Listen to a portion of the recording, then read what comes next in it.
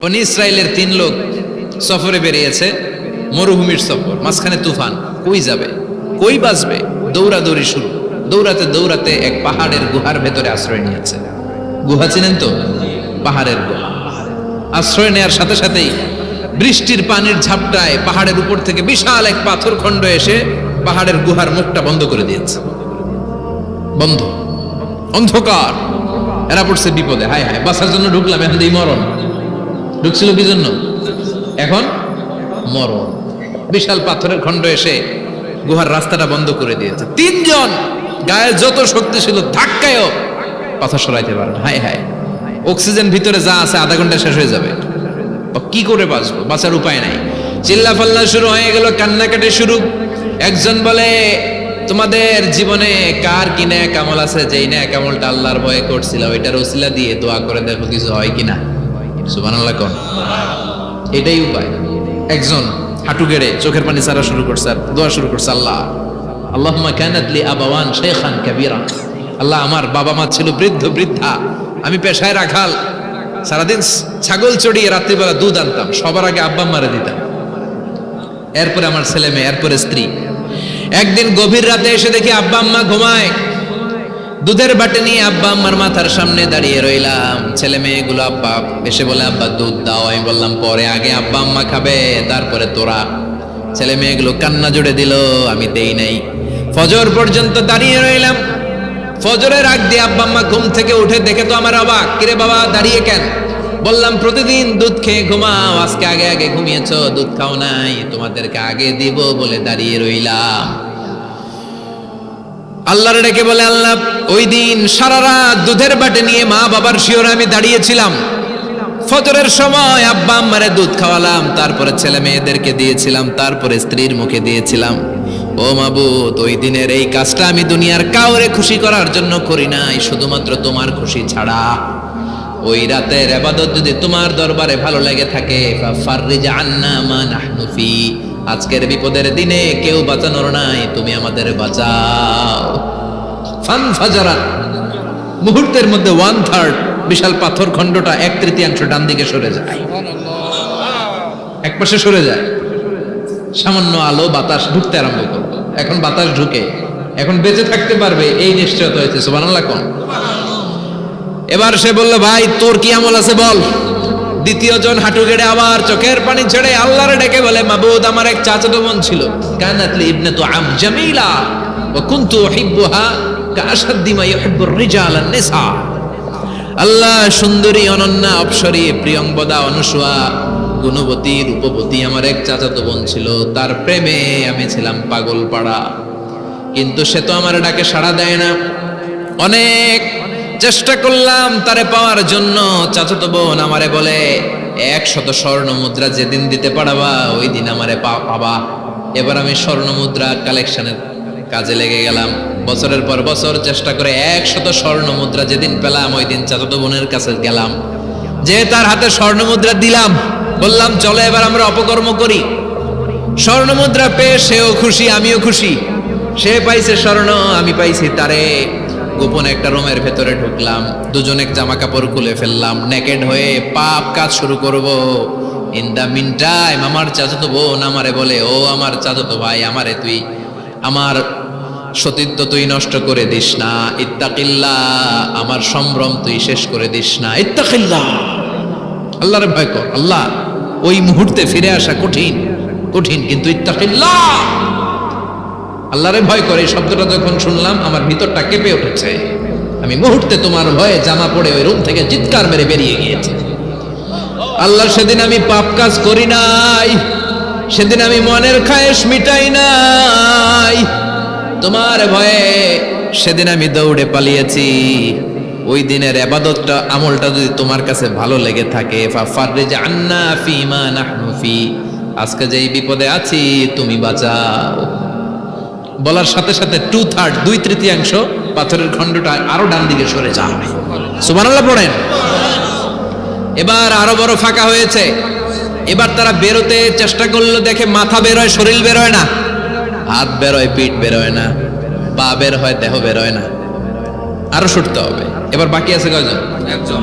সে দোয়া করতে শুরু করলো, আল্লাহ ইস্তাজারতু জারাক, আমি ব্যবসায়ী ছিলাম, অনেক শ্রমিক ভাড়া করে একদিন একটা কাজ করালাম, সব শ্রমিকের টাকা দিয়ে দিলাম। এক শ্রমিক টাকা না নিয়ে ভাগলপুর কই যে গেছে নিজেও জানি না, ওর টাকা আমার কাছে রয়ে গেল। এই শ্রমিককে আর টাকাটা বুঝাই দিতে পারি নাই। এই টাকা দিয়ে আমি কয়েকটা ছাগল কিনলাম, এই ছাগলগুলো বাচ্চা দিল, ওগুলো বাচ্চা দিল, ওগুলো বাচ্চা দিল, দিতে দিতে বিশাল ছাগলের ডেইরি ফার্ম করে ফেললাম তার ওই টাকা দিয়ে। এক যুগ 12 বছর পরে সে এসে বলে আমার টাকা ফিরায় দাও। আমি বললাম এই যে ছাগলের ডেইরি ফার্ম পুরোটাই তোমার। সে বলে আতাস্তাহজিউ মিন্নি, আমার সাথে ঠাট্টা করো? আমি পাই সামান্য কয়টা টাকা, এক যুগ আগে যেই টাকা পাইতাম ওইটা দিলেই চলবে। আমি বললাম ও শ্রমিক, তোমার টাকা দিয়ে আমি ছাগল কিনে ব্যবসা করেছি, ছাগল বাচ্চা দিয়েছে, বাড়তে বাড়তে বাড়তে বাড়তে আজকের বিশাল এই ডেইরি ফার্ম। এই ডেইরি ফার্মের মালিক আমি নই, তুমি নিয়ে যাও। বলার সাথে সাথে শ্রমিক আনন্দে নাচতে নাচতে ডেইরি ফার্ম নিয়ে যায়। ও আল্লাহ, ওই দিন যদি সে যতটুকু টাকা পাওনা ছিল অতটুকু দিলেই সে খুশি হয়ে যেত। শুধু তোমার খুশির জন্য পুরো ডেইরি ফার্ম আমি তারে দিয়ে দিয়েছিলাম। আল্লাহু আকবার। আল্লাহ, আজকের এই বিপদের দিনে আমার সেদিনের আমলটা যদি তোমার কাছে ভালো লাগে তুমি বাঁচাও। বলতে দেরি, মুহূর্তের মধ্যে বিশাল প্রকাণ্ড পাথর খণ্ডটা অন্যদিকে দৌড়ে চলে যায়। পাহাড়ের গুহা ওপেন, পাথর খণ্ড নাই। আল্লাহর শুকরিয়া আর তাকবীর দিতে দিতে তিনজন বের হয়ে যায়। সুবহানাল্লাহ পড়েন।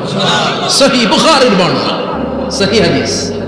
নিজের এমন কোন নেক আমল যদি থাকে যে আমলটা শুধু আল্লাহর জন্য করেছিলাম, ওই নেক আমলের ওসিলা দিয়ে দোয়া করলে দোয়া কবুল করবে কে? করতে রাজি আছেন তো? এরকম অনেক শুনবেন ক্যান্সারে আক্রান্ত, দুরারোগ্য ব্যাধি, বাংলাদেশের চিকিৎসা শেষ, ইন্ডিয়া গেছে, কয় বাঁচবো 3 মাস। কয় মাস? এরপরে 7 বছর বাইসেছে। কেমনে বাঁচলো? কেমনে? দোয়া। দোয়ার পাওয়ার আছে না নাই? তবে দোয়াটা দোয়ার মতো হতে হবে। সিনসিয়ার দোয়া ইজ লাইক এ মিসাইল। একনিষ্ঠ দোয়া এটা মিসাইলের মতো। মিসাইল হামলা করলে ইঞ্চি ইঞ্চি যেখানে মিসাইল বোমাটা পড়ার কথা ঠিক ওখানে পড়বে। ড্রোন হামলা করলে ঠিক ওখানে, ব্যালিস্টিক ক্ষেপণাস্ত্র নিক্ষেপ করলে লক্ষ্য বস্তু যেমনি ভিত করে, এমনি দোয়ার মতো দোয়া করলে মুহূর্তেই দোয়া কবুল হয়ে যায়। আমরা দোয়ার মতো দোয়া করতে জানি না, কেমন করে দোয়া করতে হয় আমাদের জানা নাই, এজন্য দোয়াও কবুল হয় না। চিল্লা এখন ঠিক কিনা? কিন্তু আল্লাহ ওয়াদা দিয়েছেন উজিবু দাওয়াতাদ দাঈ ইযা, আমার বান্দা দোয়া করলে আমি দোয়া কবুল করি, আমার বান্দা চাওয়া মাত্রই আমি কবুল করে নেই। সুবহানাল্লাহ পড়েন। যত দোয়া আপনি করেছেন সব কবুল, সব, all of your duas are accepted, সব কবুল হয়েছে আল্লাহর কসম। অনেকে বলবে হুজুর এটা আবার কি কইলেন, এতক্ষণ তো ভালোই কইতেছিলেন। সব দোয়া আবার কবুল হয় কেমনে? আমি তো জীবনে কত কিছু চাইলাম, কত কিছুই তো পাই নাই। আছে না এরকম? অনেকে অনেক পেরেশান, আফসোস করে হুজুর চাইলাম আল্লাহ দিল না। 4টা মাইয়া, এবার কাবা ধইরা চাই আইছি বলার কথা, এটাও হইছে মাইয়া। আছে না নাই? 5টা ছেলে হইছে, মেয়ের জন্য বুকটা হাহাকার। হজে যে আরাফাতের ময়দানে চেয়ে আসলাম, এইবারও হইছে আরেকটা পোলা। আছে না নাই? কত কিছু চাইলাম, পাইলাম না, দিল না আল্লাহ। বলে না আপনার সব দোয়া কবুল, তবে কবুল হওয়ার 3টা সিস্টেম আছে। কয়টা? 3টা। চান্দুল্লাহর ভাইয়েরা মনে থাকবে? কয়টা? 3টা। আপনি যত দোয়া করছেন সব কবুল, কারণ আল্লাহর কাছে কিছু চাইলে আল্লাহ ফিরাইয়া দিতে জানে না। আল্লাহ জানেই না কেমনে ফিরাই দিতে হয়। সুবহানাল্লাহ কোন?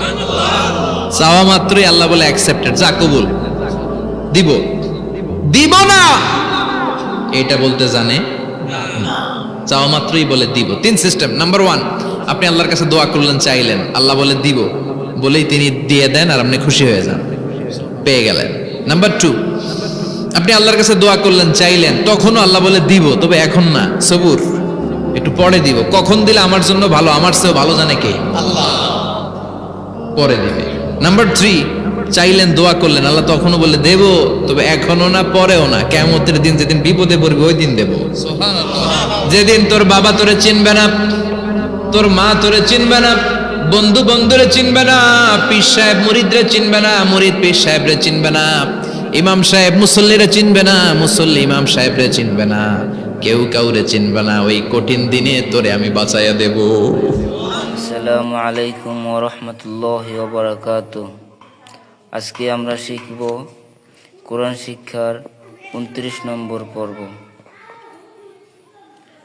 সূরাতুল আ'লা মাক্কিয়া بسم الله الرحمن الرحيم سبح اسم ربك الأعلى الذي خلق فسوى والذي قدر فهدى والذي أخرج المرعى فجعله غثاء أحوى سنقرئك فلا تنسى إلا ما شاء الله إنه يعلم الجهر وما يخفى ونيسرك لليسرى فذكر إن نفعت الذكرى سيذكر من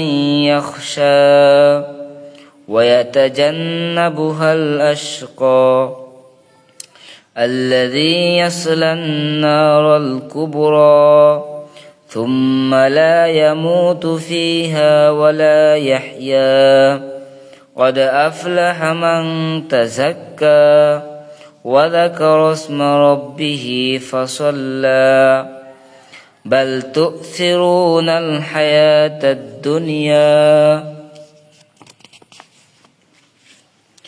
والآخرة خير وأبقى إن هذا لفي الصحف الأولى صحف إبراهيم وموسى صدق الله العظيم.